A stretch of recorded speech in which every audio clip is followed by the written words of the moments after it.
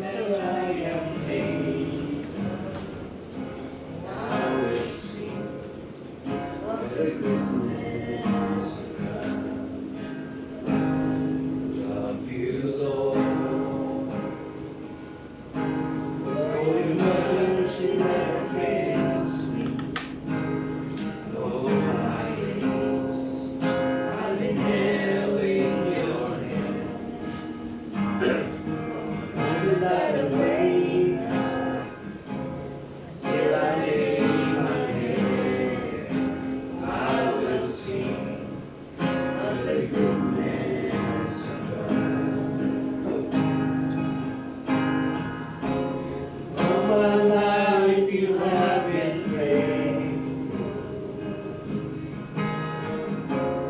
All my life you have been so good. In every breath that I am able, I will sing of the goodness of God. Love your voice. You have led me through the fire, the darkest night. You are close like no other. I know you as a father. I know you as a friend. And I am the goodness of God. All my life you have been faithful. All my life you have been so good. In every breath that I am able, I will sing of the goodness of God. Your goodness is running out, it's running after me. Your goodness is running out, it's running after me. And I lay down, I surrender now, I give you everything. Your goodness is running out, it's running after me. All my life you have been faithful. All my life you have been so good. In every breath that I have made, I will sing of the goodness of God. All my life you have been faithful. Yes, Lord. Thank you so much for the faithfulness. All my life you have been so good. Every breath that I am made, I will sing of the goodness of God. I will sing of the goodness of God. Yes, I will sing of the goodness of God.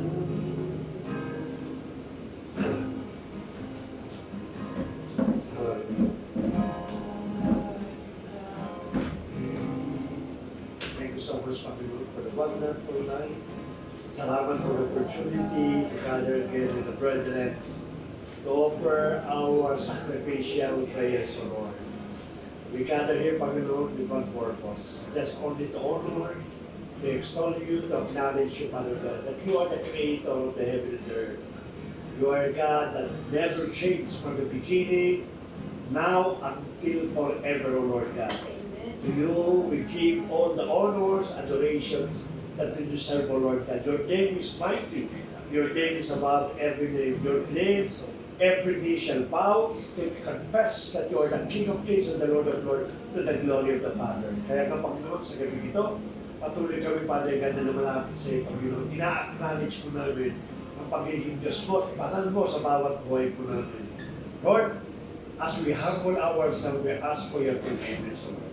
Let the blood of your Son, the Lord Jesus Christ, continually cover our heart so that we become faithful, so that we become righteous and holy, Father God, before your presence, Lord.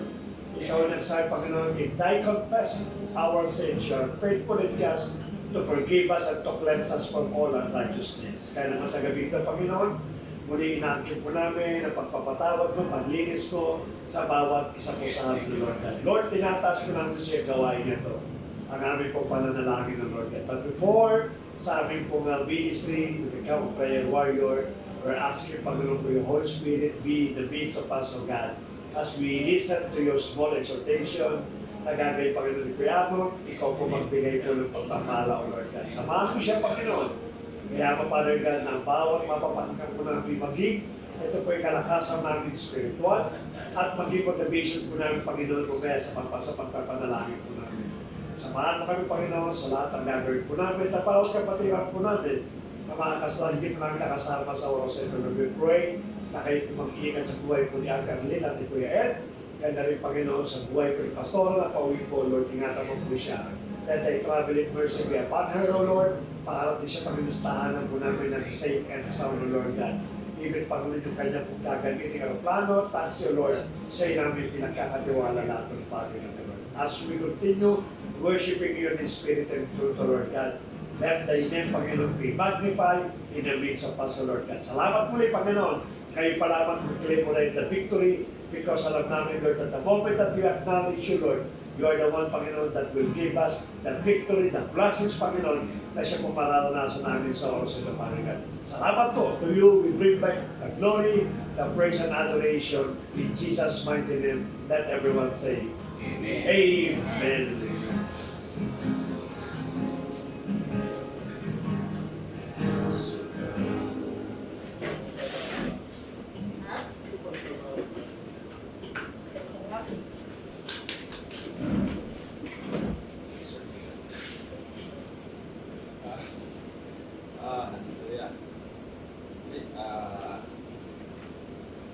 Salamat po sa buhay ng Diyos.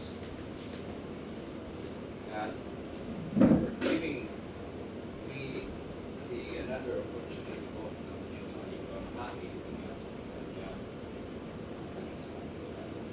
Yes. Hindi ko rinig na.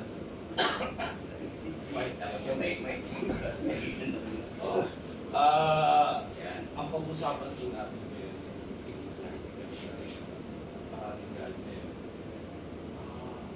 it's all about yung the journey of the transformation. Sa kunting istorya po nito, it's like more a short story. Sino tayo? Tayo. Namuhay tayo sa God. Sa buhay natin. God. At paano tayo sumulit sa Kanya. At the same time, maano po natin dito kung ano yung mga paraan kung ulit tayo kung gagawin po sa Kanya. Maiwasan yung mga bagay na mapapalayo po tayo sa Kanya. So, I will start from yung very first book po ni Moses sa Genesis. Start tayo doon kasi para maintindihan natin yung ano na sa tayo. Start from the very beginning. Genesis chapter 1. Doon, makikita po natin doon talaga yung the profound truth about sa origin natin, purpose po natin sa buhay, at kung sino ba tayo talaga, ikita po natin doon. So, ano ko lang itong tatlong verses na doon, yung context na to, and ganda ng kunting analogy, para mas maano ko siya. So, sa 11 po, God said, sa 11, sa 20, at saka 26. Itong tatlong context. And God said sa 11, let the earth sprout vegetation, plants, yielding seed, fruit, trees bearing fruit, which is their seed. And it's according to His kind and the earth, and it was so. So, sa 20 naman din po, God said, let the water swarm with swarms of living creatures, and let birds fly above the earth, across its vast heavens. And in 26, then God said, let us make a man in our image, after our likeness, and let him have dominion over the fish of the sea, and over the birds of the heavens, over the livestock, and over all the earth, and over every creeping thing that creeps on the earth. So God created man in His own image. So dito po, nakikita po natin dito, na yung mga tatlong bagay na ito. God said, yung isda, magkaroon ng isda, so nagagaling po siya sa dagat. Ganun din po yung mga kahoy, ganun din po yung mga halaman, na nagagaling po sa simbos din sa atin. Ginawa tayo sa tingin sa image, sa likeness. So kung titingnan po natin, kung yung isda, tatanggalin po po siya sa dagat. Surely mamamatay po yung isda. The same goes din po dun sa kahoy, sa mga halaman. I-upload po natin siya, malalagdag po siya. Dito tayo bilang tao, i-disconnect po tayo doon sa environment that we thrive in, nabubuhay po tayo, nawawala po tayo, physically, spiritually, and emotionally. Bali, wala po tayo doon na mamamatay. So, by nature, by origin, tayo, yung natural environment natin is nasa ating Panginoon. Same goes with the faith. Same goes with the trees and the plants.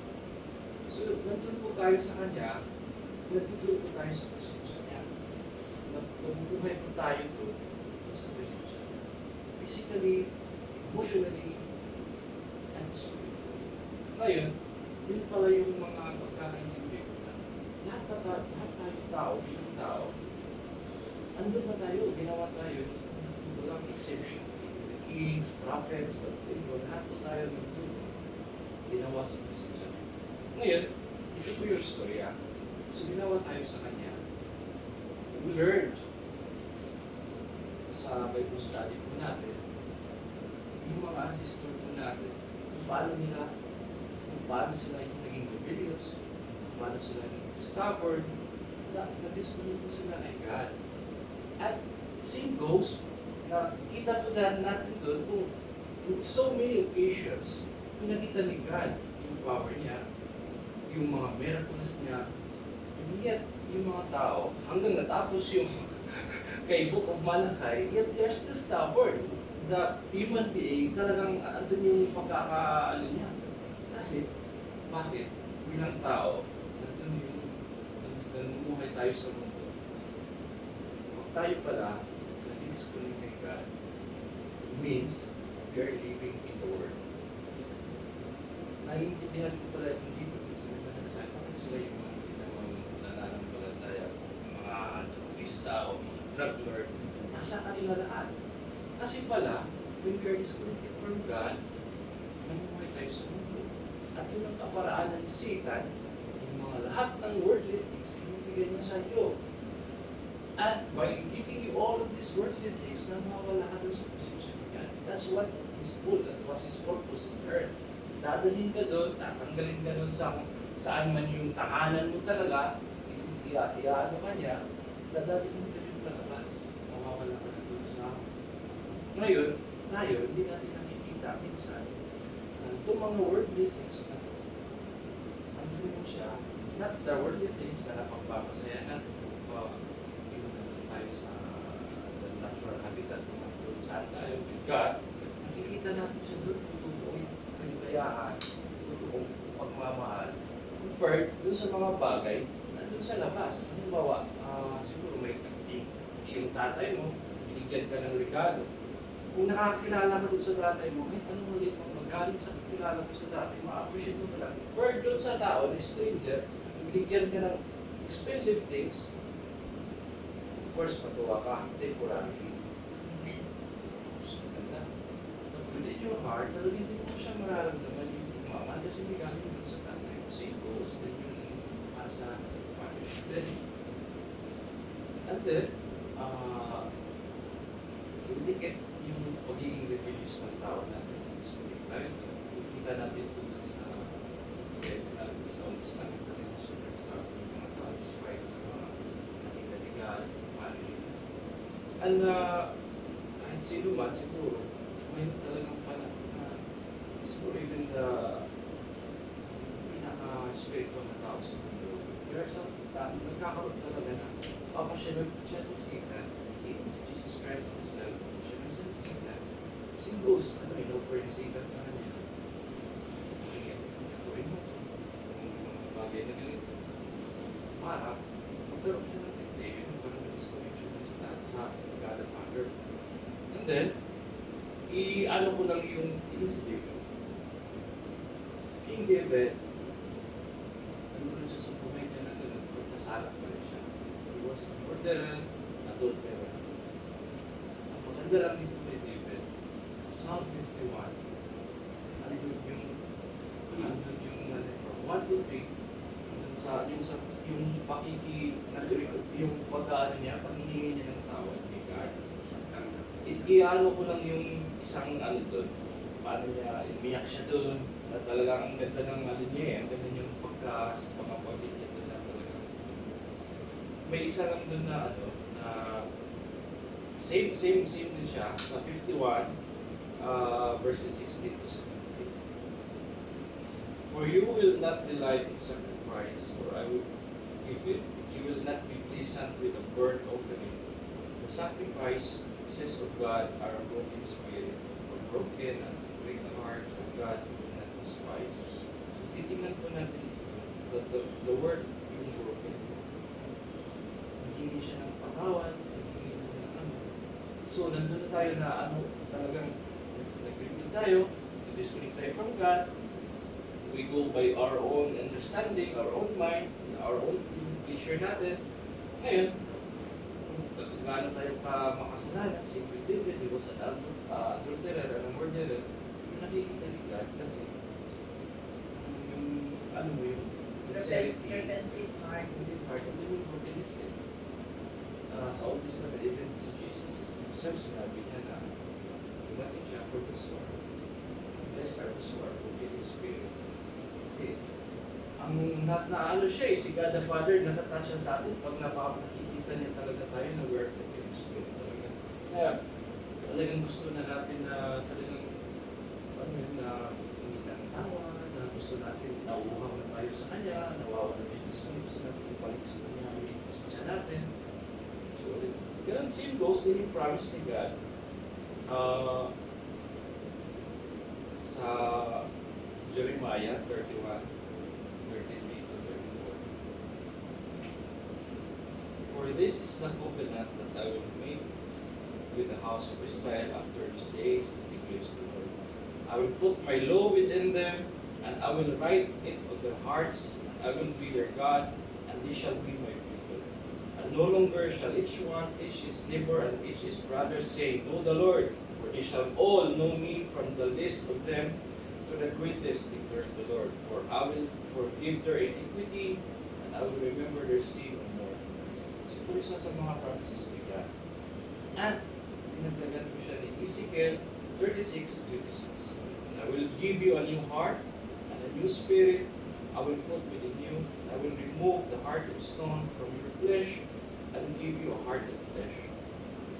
So, these promises, tinutulungan ni God, this is one of the things na maano natin na walang ibang, kahit sino mang tao talaga, kaya pala walang tao na makapagbabago sa puso ni kahit sino man. Hindi lang yung ama ko, sino yung nagkita sa kanya. No other things or living things na nakapagbabago, hindi lang talaga yung nagkita. And after we have the new heart, may bago na tayong puso, nagkaroon na tayong transformation sa buhay po natin, may tayo kay God, at ano naman po yung mga kaparaanan na para hindi na naman tayo babalik doon kung ano tayo dati. God forgive us kasi nandito yung fulfill natin. He promised us, hindi lang po sa sulat, yung covenant na yan, sinabi niya, I will write it in your heart. Na, kahit wala naman yung mga kapitbahay, kailangan kilalanin to, hindi na kasi nandun na siya. And that promise is from Old Testament. And then, he gave it to the New Testament, to Jesus Christ, He gave His only Son, that fulfilled the promise for you. That yung mga kasalanan ko lahat ng tao, nilibig. So, nalupon niya lahat yun. Makikita po natin talaga yung pagmamahal niya.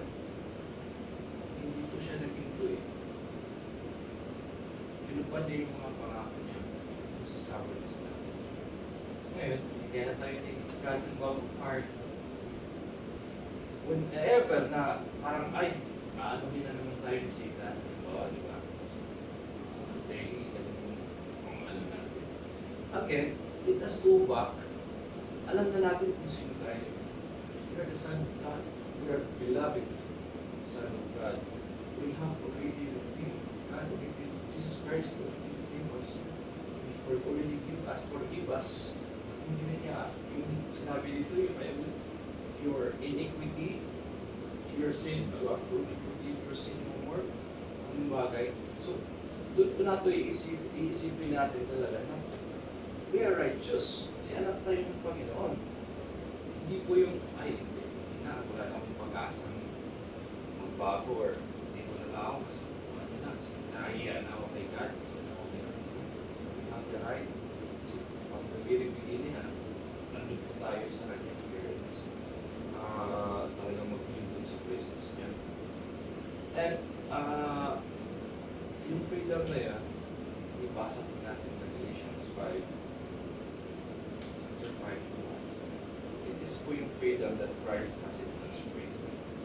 Stand firm then and do not let yourselves be burdened again by the yoke of slavery. Slavery po dun sa mga bagay hindi kaya-aya po sa kailan.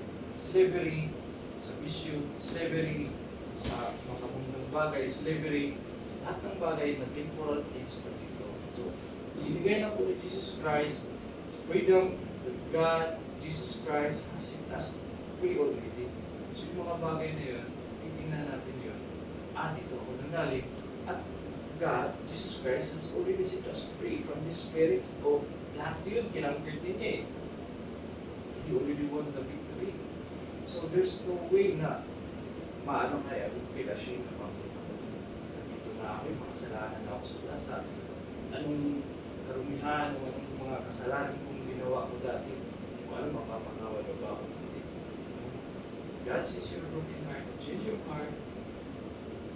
Ako'y naniniwala na dinala ka dyan, hindi ka niya iiwan. Because Jesus Christ is the author and the finisher.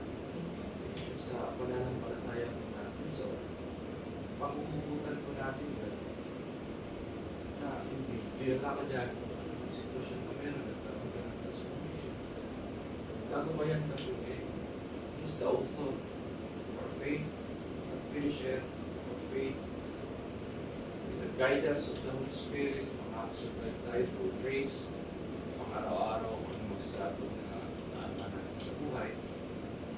Na, kung isip tayo na, is it worth it na to dwell in God's presence? Sure. Kasi, like the fish, hindi siya mabubuhay. Mamamatay talaga yun. Kapoy, mamamatay talaga. Kaya tayo, dito tayo, grace at guidance of the Spirit, we will come out victorious in every struggle sa buhay natin. Ano man sa hinaharap. Kasi nandun tayo sa posisyon. We all have that faith. We all have that security, protection sa ating Ama.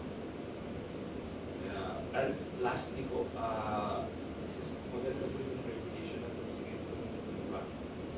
Kasi kay David po ito eh. Sa Psalm 139, 13-14, for you, for my inward parts, created me together in my mother's womb. I praise you, for I am fearfully and wonderfully made. Wonderful are your works, my soul moves into you. Ang pagkakaintindi ko dito, is even tayo, nasasipupunan pa lang ng ating mga ateris. God has been so good to be with us, no? Amen. Tinan po natin. Wala ka tayo that even wala pa tayong hininga. Andun pa tayo sa embryo, inalagaan na tayo ni God. He already claimed that this is my son. I will give you life. I will give you fullness. Kaya, makapag ito natin Panginoon at sa pag-prepare po nito na maganda ng revelation niya eh. Alam paano ka mamahandi ka. Really? Kasi never ko na, nandun pa pala tayo. He's already been so good with us.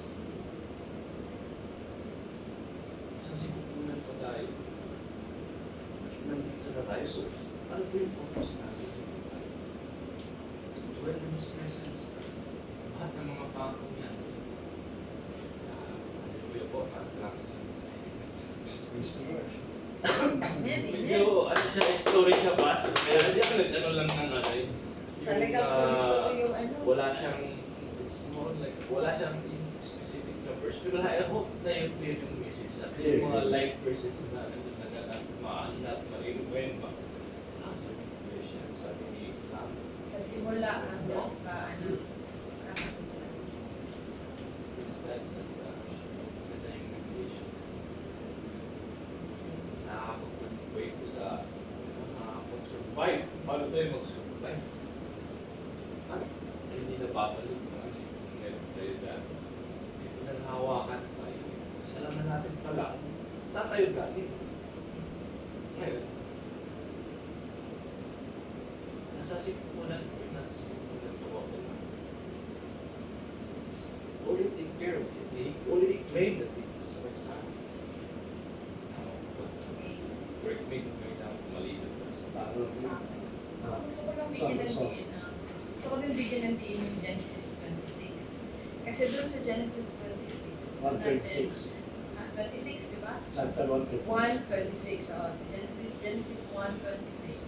Ang purpose and identity natin nito, ginawa tayo in the image and likeness ng Panginoon. Uniquely, especially, meron tayong divine purpose bakit tayo ginawa ng Panginoon. Galing sa kanyang image and likeness. Simply because gusto niyang magkaroon ng stewardship ang mundo with His own image and likeness, na tayo yung magiging, tayo yung mag-aalaga sa mundo, na ang tao ay mag-take care sa creation ng Panginoon. Yun yung pinaka-identity natin eh, with the heart of our God. Kasi yung ano niya nga, yung identity natin nasa sa Kanya. So lahat ng ano na meron tayo, siya. So kung ano man yung ang gusto niya i-emphasize is tayo, ibigay natin sa mundo yung kanyang, we have to live in His righteousness. At the same time, we have to honor Him and honor His creation. So tayo yung steward niya sa ginawa niyang mundo. Kaya napaka-unique natin. Doon pa lang sa identity na yun, nandun na yung purpose natin eh, kaya tayo nandun. Emphasizing that we are we own the dominion of this world. Kaya nga, yun yung kasing inisnatch sa atin ni Satan. Yun yung tinanggal niya sa atin na nawalan tayo ng confidence dahil na yung ancestor natin, na Lord sila sa lie ng devil. Nang nagkasala ang ating mga kanununuan, yun yung na-snatch na identity sa atin, which we have to always understand that being created in the image and likeness of God, He gave us the power and dominion of this world. So tayo yung pagka-take care ng lahat ng meron siya dito sa mundo. And it means to say that we are above and beyond sa lahat ng nandito except to God. So tayo yung nasa top of the food chain, hindi ang devil. But it's sad na ang tao sometimes nakakalimutan natin yung ating identity. So, kailangan natin i-restore talaga yung identity and purpose natin in serving God. So, we have to worship Him and His creation. Kasali yun lahat. So, ibig sabihin, we have to prioritize Him first. And prioritizing Him is also doing the good things to mankind and also serving Him in righteousness. Kaya nga yung sabi ni David, kasi yung after ng creation niya, yun na yung nagkasala na, kaya nagkaroon na ng fallback na magkaroon na. Alam naman natin na yung repentive heart natin at saka yung contrite heart natin, yun yung gusto ng Panginoon sa atin. Kaya gusto niyang bumalik sa Kanya kasi He created us with redemption. Yun yung wala ang devil. They are not created with redemption, and we are so lucky and we are so blessed at we are yung sinasabi ng beloved, because from the beginning we are created with redemption. Yun yung gusto kong emphasize. Ipasok naman natin yung tuloy na pang about sa side. Actually, sa mensahe din ni Gasas, hindi makakalimot sa Matthew chapter 9, yung pinag-aarian yung mga bata, yung mga bata. So, ano yung may pagiging prideful niya ng tao, mga illusion na natin. Binibinwas yung mga maliliit na bata, 5 taon, nakakata. Yung mga tawag na naman, hindi nakikita sa bakit. Hindi kasi alam nila na yun ang magiging pinag-aarian ni God. Kasi yun magsisimula yung pagiging tao ng isang bata. So, ibig sabihin, nililigaw na yung kaisipan ng bata. So, salamat tayo kay President Trump. Inalis yung batas niya. Inaalis yun. May batas na po si Mr. Trump. So, salamat na nagkaroon tayo ng Presidente sa nakakaunawa sa may deal sa kanyang buhay at ina-apply. But, bagamat nakasunod sumusunod niya yung naisip ni God, but ang Illuminati talaga ay kinukontrol siya. Ngayon, nasa control siya ngayon ni Bill Gates. Tapos sa iba bang di ba umalis siya sa WHO, ngayon bumalik ulit siya. Doon yung pinag-mentor kasi ni Bill Gates ko lang pinag-usapan nila. So, gusto ko lang makontrol ng Illuminati ng tao ngayon. Kaya unang-una, yung mga bata mismo, yung mga maliit na bata. Ganun ka, kung maririmari mo ka talaga sa kasama ng sama yung mensahe. Very good. May comment ka? Ganda ng pinakasabi ni Ate Rola. Okay. Black. Remember mo? Actually, nasusurprise talaga ako yun. At talagang, for me, siguro talagang malaking all glory to God. Malaking achievement talaga. Ganda nung ganda kasi nung tayo dito ang ating exhortation. Yung sagot niya, Ate Ron, napaka-specific, napaka-direct. Ang ganda nung pinakamin. Ang gusto ko lang ipuntos dito, tama yung sinabi ni Kuya natin, na tayo ay mga spiritually dead pag walaan natin Panginoon. Bilang English mo ng Bible yan, we are spiritually dead. Why? Because na-detach tayo doon sa source natin. Sabi nga ni Kuya, ang source daw ng tao ay ang ating Panginoon. So pagka wala ka sa Panginoon, you are dead. Kaya lang, this time, hindi mo tagalita rin dead, kundi spiritually dead. Na yun ang nangyari sa atin. Kaya ang tao kasi, nung lumabas sila ng Garden of Eden, they're trying to win back. Katulad nung ba, ang sumunod na eksena, si Abel, si Cain. They're trying to open. Why? Because they're trying to win back yung presence ng Lord. Pero tayo wala na nagkasala na talaga sila. Kung baga sa talagang iniwan na ng Diyos ang tao na nagkasala sila. Pagkabatakit yung pag-usap siya, but definitely the presence of God is not there anymore. Hindi katulad kasi nung kay Eva Keda, talagang presence ng Lord natin doon. So spiritually dead, no? Pinakalan po doon. At ang nangyari lang, nagkaroon ng special cases kay Abraham. Kasi nagsabi ng ating Panginoon doon sa Garden of Eden, may lalabas na isang nilalang na dudurog sa iyo. At kinakailangan niya pumili ng isang nasyon, which is si Abraham. Pero magandang gusto ko yung puntos dito, yung sinabi kasi ni Kuya Anton, okay, na-revive tayo. No? Balik tayo na ibalik. Sabi ng ating Panginoon, as many as receive the Lord Jesus Christ, today we give the power or the authority to become the sons of God. Naibalik ka ulit.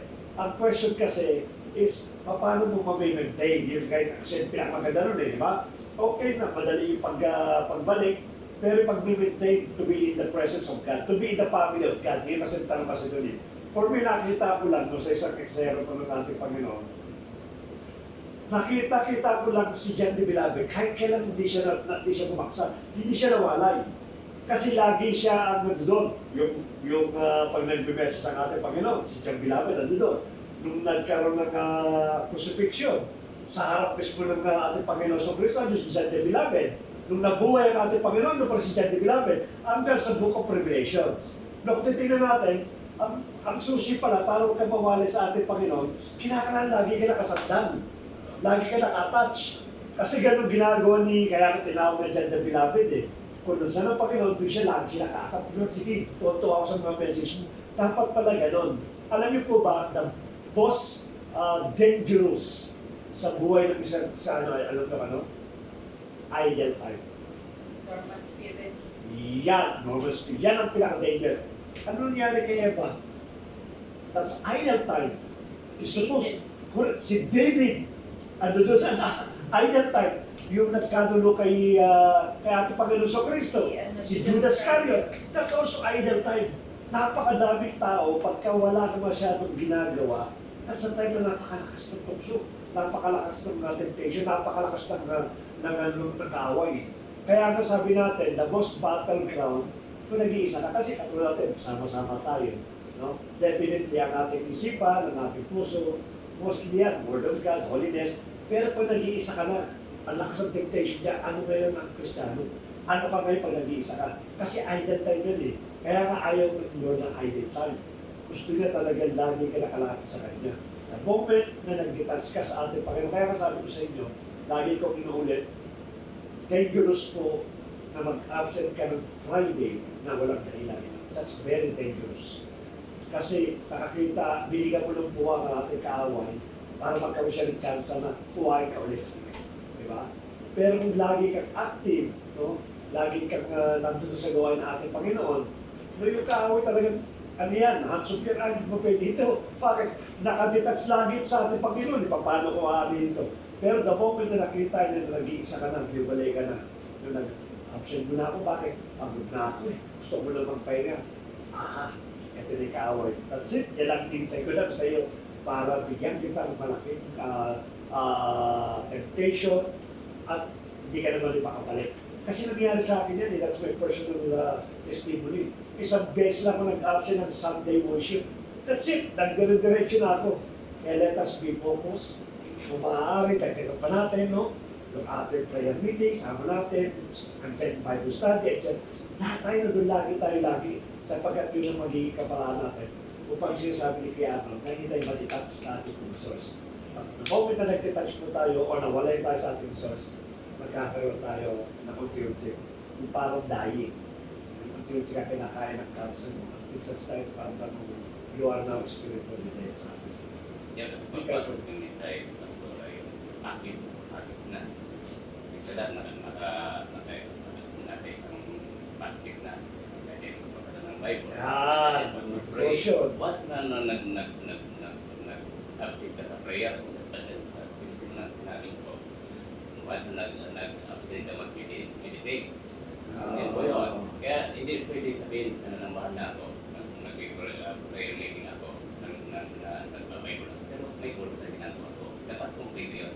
Complete ko dapat yun. Kaya doon papasok sa sabi ni Kuya. Pag hindi natin na-apply yun, useless talaga po na. Kaya ginagawa ko, pag-isip sa umaga, magdadasal, magbabasa ng Bible, at pag nasa sa work na, makikinig ng preaching. Hindi kinapos ka sana, hindi kinapos. Pero may nakikita na kung pastor. Nasabi niya yung mga nanampalataya ngayon, malinis na. Wala pa, sinasabi malinis yun. Malinaw sa Bible na. Prosperity siguro yun.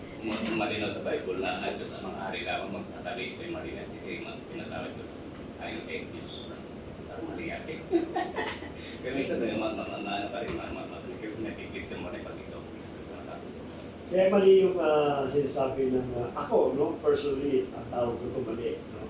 Sabihin na every Friday sa Saudi Arabia, sa Pilipinas, every Sunday, umakit naman ako, di ba ba sapat yan?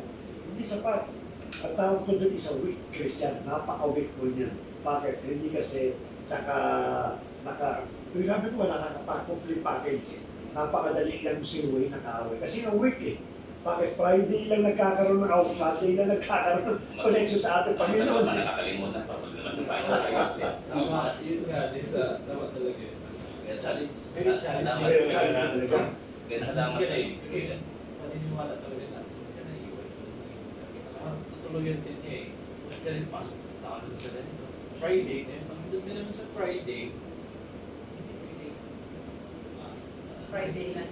hanggang doon lang. Doon ka lang yung parang, Yun yung ano, prioritizing him na. Yeah. parang yung presence niya, doon mo lang, doon lang. Nagiging Dadalhin mo, na pag pag- uwi mo, dadalhin mo. Dapat dalhin mo. Hindi ka magiging weekend, ano lang, weekend Christian. Isasama pa Dapat natin. every day Kasama na pa natin talaga yan yung ang prayer, ano. fasting prayer. Kaya kamahal sa fasting. Yun lang yun.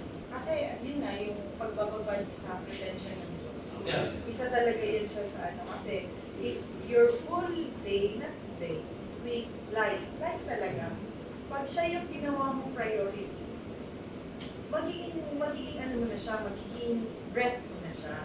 Pag ginawa mo na siyang breath, yun na yung daily mo. And then you live with Magiging madali na lang sa'yo. magiging madali. Pero kung weekenders ka lang na Christian, dyan problema. Pipili. Kaya as much as possible, yun na nga. Ginawa ko siya, kaya siguro ako na na-maintain ngayon sa ano. Kasi nga, oo, kasi ginagawa ko na siyang every, ano, yung ginagawa ko siyang priority, siya na yung driven ko ng purpose to live the week. Hindi yung one weekend ko lang siya i-attain. Kasi ngayon, from the beginning, siya na yung purpose-driven ko eh, na I am prioritizing God with my week. So He is the source of my week. Whatever will happen, siya na yung source mo. Kasi noon, ang nangyayari, driven ka lang pag weekend, Friday. Kasi yun lang yung time mo sa kanya. So ang nangyayari, nagiging ano ka rin, half-half. So kaya nga yung ano, madali ka pa rin makuha ng ano, pag merong ano, madali ka, sige sama ako, hindi mo na ako ano doon dahil ano eh, yung bond mo sa Panginoon, weak. Pero pag ginawa mo siyang stronger, yung araw-araw kinakain mo is yung ano niya, yung Word of God. So nagre-rema talaga siya. Hindi talaga pwedeng hindi mag-rema kasi sometimes by default ano na siya sa'yo, nag-penetrate na siya. Sinabi ko kay Arnold, nagmamarinate na siya. Oo, marinate, tama yun. Nagmamarinate na siya. Tapos makikita mo na lang na you felt guilty of not doing what makes God happy. So nagiging ano mo na, nagiging purpose mo na is to glorify God in your life. So yun yung pinaka-essence eh. At saka yung kailangan natin ma-return back sa atin yung na-snatch na identity natin sa Panginoon. Pag nalaman natin yung identity natin, yung purpose natin, kaya niya tayo ginawa, mababalik sa atin yung power to overcome the lies of the devil. Kasi yung lie ng devil talaga ang naka-approve sa generation natin ngayon eh. But if we seek God, so malalaman natin at ma-recall tayo na pala yung era pala ako ng Panginoon. So ngayon nababalik, sabi ko, uy, ako pala yung siya pala yung yung father ko. Even the angels cannot look at me in the eye because I am the heir of God. Ako yung prinsesa niya, servant ko lang siya. So, dun mo lalakas yung loob mo to gain all the identity and to gain all the power and the glory na kahit ibigay ng Panginoon sa'yo. So, dun nagkakaroon ka ng spiritual confidence, yun yung sinasabi na whatever unos na dumating, sabihin mo na, Lord, andyan ka. Nagkakaroon ka na ng ganyang character because you know your identity na your purpose. Yun yung nakita kong renaissance ng pagbabagad mo sa Word of God. Kasi nakita mo na yung fruit of Holy Spirit. Yeah. Kasi talaga mo, pastora, Oo. kahit anong oras ka, napakakalma yun. Kasi kung being human talaga, nandun yung instinct ko eh. Bakit? Kung nakita ko, may talaga sa akin na yung nag-ipat tayo talaga, grabe ito, pag araw yun. Ang kalat dito Ako, eh. wala na, nag-breakdown na ako. Sabi ko, Diyos ko, Ako ba, magtigil ah. Tama. Kasi na matulog dito. Paano kayo magkakasya? Ako, iniisip ko, paano tayo mag-uumpisa? Kaya paano magkakasya? So, yung ano ba, tapos yung nagkakaroon ka na ng positive na if they can do, why can't I? Kasi nakikita mo sa kanila yung sa mga past. Kaya nga sinasabi ko talaga always, in a congregation, it is very eminent and very important to have a spiritual guider na right and just. Kasi magiging outline at magiging guidance talaga siya ng flux. Kaya nga diba sa small scale, sa family, every foundation, dapat yung pillar talaga, strong siya. At the same time, sa church, kailangan right siya. Kasi yun yung makikita natin eh. Yun yung makikita namin at yun din yung ipa-follow namin. So kung ang makikita namin is wickedness, then we will follow wickedness. That's why most of the nation fall with a wicked king. Because they follow the wicked king. Regardless kung sila ba lahat nag-follow, but when the rules has been imposed by the wicked, it will be followed ng lahat. Regardless, nakita naman natin yung narco-politics ng mga country. Hindi naman lahat ng nandun narco-politics, but because the country is narco-politics, majority of the nation is narco-politics.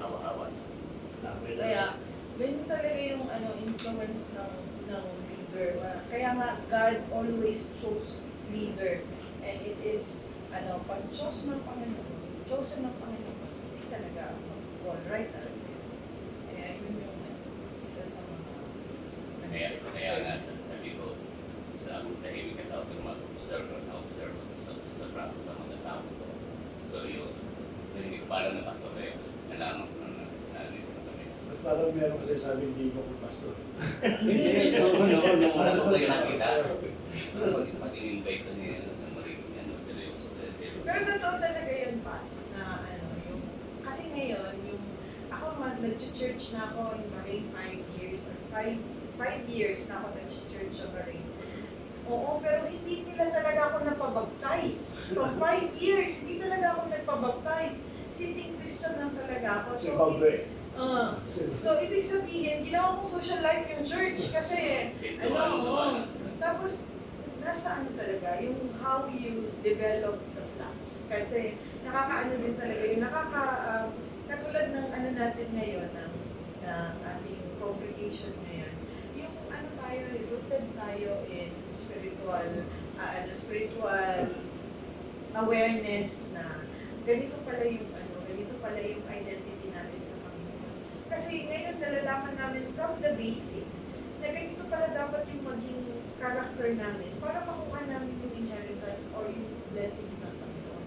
Without us knowing the foundation, talagang mahihirapan kami pa. Hirap na hirap. Kasi yung struggle, andyan pa yung mga andyan pa yung maraming ng devil, yung mga tukso. So, talagang hirap ka kung hindi mo alam yung foundation, hindi mo alam yung purpose mo, hindi mo alam yung identity mo, pag-fall talaga, wala talagang Kaya, well, very good to pass it.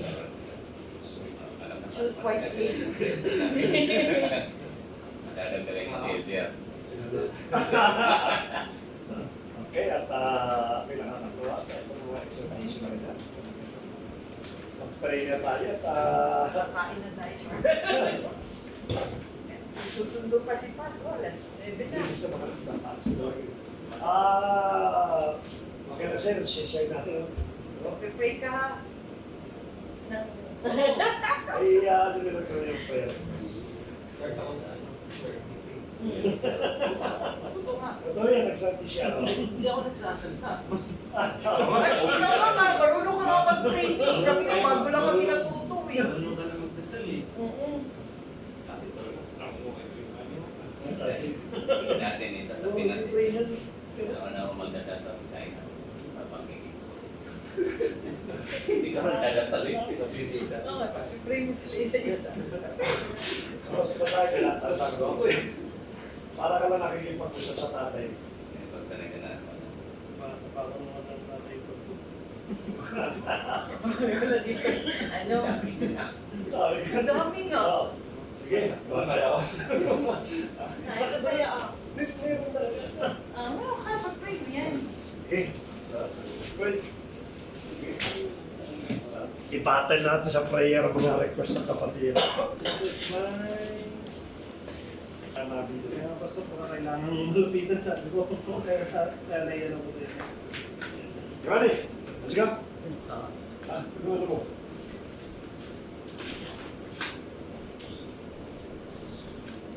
Hindi naman sisira yan. Ako, bigat. Ay. Nasa sutulas. Kaya wala ka na daw kaso. Nakatibay Ito. Kanina iniisip ko yung dyan mga tigaan ko sa pauwi. Laking tao. Hindi, sa mga pauwi. Sino? May dyan ko yung matagal ako sumama rito. Kasi iniisip ko lang kung saan siya upo. Kasi malaki daw. Laking tao. Hindi, mag-pray natin ito. Panginoon, salamat muli, Father God, sa gabi nito, Lord. Sa bawat petition, sa prayer ng aming kapatiran, na kung saan, Lord, ay amin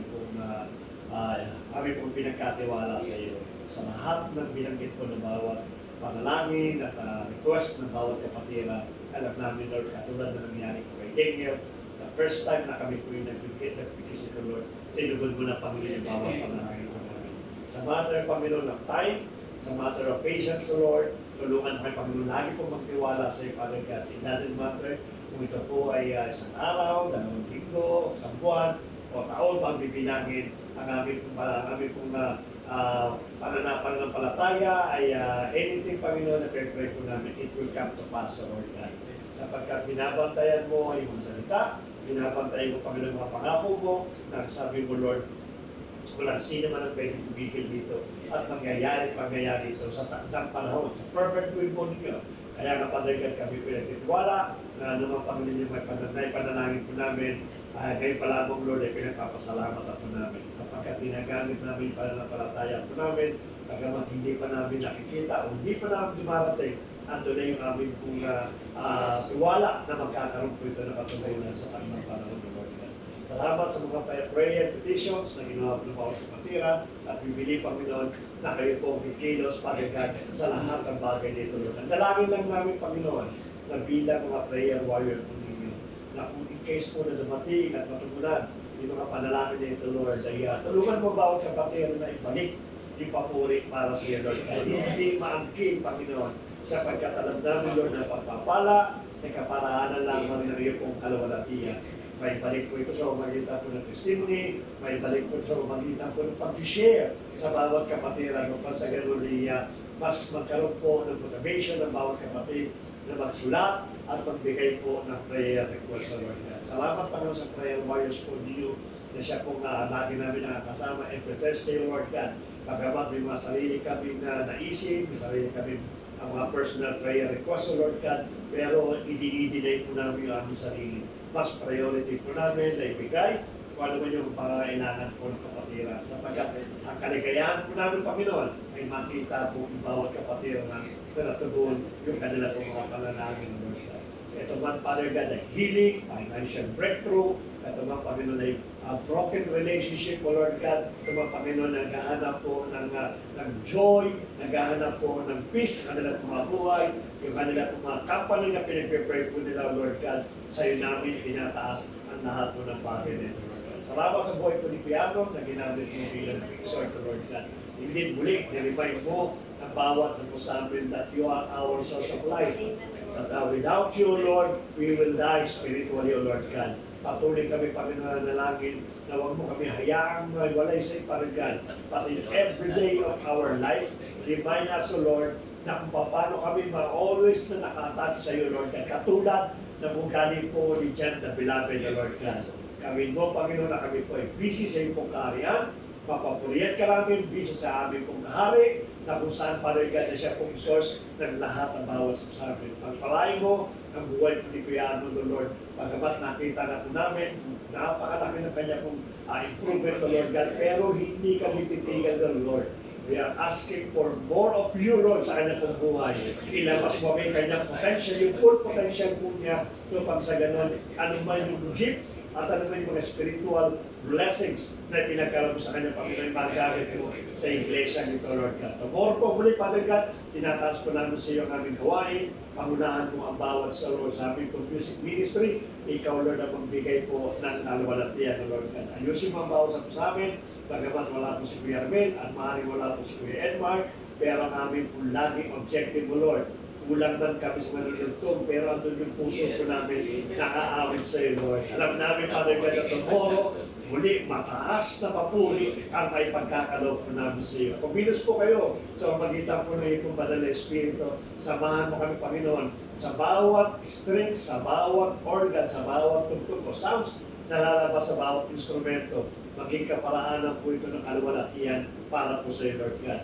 Itinataas din po namin yung aming worship leader. Ikaw po sumama sa kanya, Panginoon. Ngayon pa lamang, kausapin mo na po siya. Bigyan mo na, Panginoon, siya ng daily devotions, O Lord. Bigyan mo siya, Panginoon, ng kanya pong commitment, O Lord. Bigyan mo siya, Panginoon, ng kanya pong contemplations, O God, sa bawat kakantayin niya bukas, O Lord God. Ngayon pa lamang, habang pinapractice na ito, Panginoon, maging kaparaanan po ito ng papuri para po sa iyo, Lord God. Tinataas din po namin sa iyo ang aming pong transport ministers, O Lord. Kasi sa buhay ko po, sa buhay ni Kuya Ano, ni Ate Rona, ni Kuya Andrin, salamat Panginoon sa mga commitment po ng mga tao nito, Lord, na walang sawa po sumusundo at nag-a-attain sa bawat kapatiran ng Lord God. Napapagod na yung aming physical na body because Panginoon sa dami, Father God, ang aming pong natin, pero andun yung kaligayahan po namin, Lord. Content po kami, Panginoon, andun yung aming joy sa lahat ng ginagawa po namin ng Lord God. Huwag mo, Panginoon, hayaan na manlamig yung aming pong isipan at puso, Lord, sa namin tinataas ang lahat ng bagay niya. Yung bawat sasakyan po namin ginagamit, Lord, pagpalay po ninyo at ayaw, Lord, na magbigay pa ng maraming provisions sa Lord God. More transport, more car ang ipagkaloob mo sa iglesia ito upang sa ganun makuha na po namin yung kung maraming mga tao na hindi ko nakakilala sa iyo. Kasamay po ng Panginoon yung aming pong kwenta sa Lord God, hindi kami mananawa na magtiwala sa iyo, Lord. Alam namin hindi yung kwenta na pinagkaloob mo sa amin, Lord. Mas marami pang pentas, we even declare, Panginoon, that can accommodate more than hundreds attendee ang aming pong dinideclare, Lord God. At alam namin, Panginoon, na hindi ka mananawa at ang provision mo, wala pong limit, Father God, sa namin itinataas ang lahat ng bagay nito. Nabandig ko ito, Panginoon, na muli mong gagamitin, Father God, kausapin mo ako sa gabi nito, nag-usap ka ng Panginoon for a few days, oh God. Patuloy ko hinahanap ang kaluwalhatian po ninyo. Bayaan mo ang mensahe, Father God, nakapokus sa kaluwalhatian, kadakilaan ng aming Panginoon sa Kristo upang sa ganun siya po may angat ang hindi ang nabatlibod po ninyo, Lord. Itago mo, Father God, less of me, but more of the Lord Jesus Christ ang siyang makita kinabukasan, Father God. Muli, tagumpay ang aming pong dinideclare, Father God, for tomorrow, sapagkat alam namin that the Holy Spirit is now dwelling in this place, waiting for your children, Father God, to come together in order to worship you in the Spirit and in truth, Lord God. Yung aming po pagkasaluhang pagkain, tuloy namin tinataas sa iyo, pagpalain mo, Panginoon, ikaw, Lord, na magbigay po ng nutrition, at bayan mo, Panginoon, na magamit ito sa aming po, hindi na kalusugan, kundi aming po kagalingan, Lord God. Salamat muli, Panginoon, sa lahat ng ginagawa mo sa bawat sa puso amin. Muli, Father God, sa iyo namin binabalik ang mataas sa papuri, pagsabat, pagluwalhati, sa pangalan po ng Panginoon sa Kristo. Amen. Amen. Ano yun, Kuya Manny? Yung niluto ko, ano yun? Ano yun? Version ng de Binondo. Ano po yun? Version ng taga Binondo. Ay, pero garang bumili mo ka ng ano. Nagdala na pala ng tinapay. Kaya nga, ay Kuya Manny mo ito. The next na naman, hanggang hapon naman tayo. Kuya Manny. Very good. Ito nag-alis ka eh. Ay, kailan ba yun? Dapat kailangan ko yung gulong ko. Wala daw. Yung gulong. Oo. Flat lang. Oo. Ano yung Ay, size si sa Kuya akin? Regan, ako. Tama ako, bro. Kami na, hindi alam kung paano mo pala yung gulong. Dali na mo. Tulungan namin. Gulong-gulong lang. Parang ano siya eh. Yung ba? Tagal lang ako ulit. Buti may jack. Oo, ano sa sakyan? Yung spare lang. Tapos spare. Spare hirap. Ano yun niya ba? First time ko magamit yung jack eh. Pati yung pang-drive niya. Ang luwag. Oo. Gamit ah. Oh, wow. Kuya Manny, Ah, tulo na po ba? Four na. May 5. ah, Luto mo ito, version Binondo ito. Labas. Version niya. Ano mani? Ah. Siya. Labas mo yung ating yan, juice. Meron tayong juice dyan. Haluin mo lang pagkano, nag-taining na yun.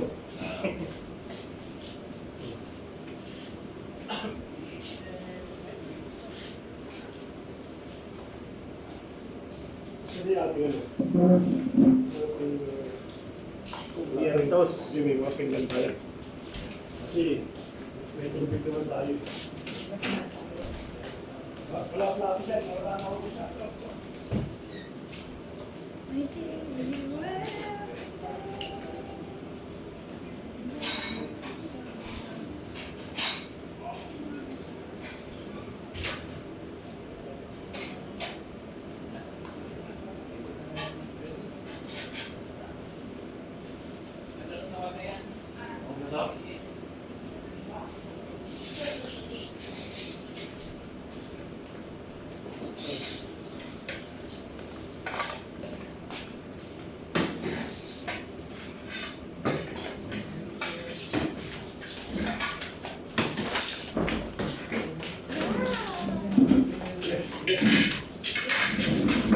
Yari ka na.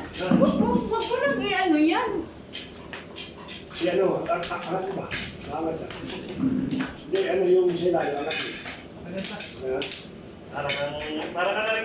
Alam mo saan galing to, Tirona? Saan? Nung kami ito eh, nagkakasama. Dun sa signature. Kaya Ayun lang naman yun, di ko alam yun. para ka na rin sumama sa para ka na rin nakasama. May pasok tayo dyan, ba? Ah, BMW. Oh, ano nga version? Ano nga yan? Anong ibig niyan? Sa German? Ano yan? DMV daw. BMW sabi ko. BNP. Hindi kasi sila, ang ano nila, ang W nila, Wala. B. Oh. Pero ba't sila gumamit ng W na letter? Kasi alam mo ang William sa kanila, Vim. Kaya BMV. Pero bro, shock ka, ano yan? Mahirap ito lang. Hindi ka makita na kuya.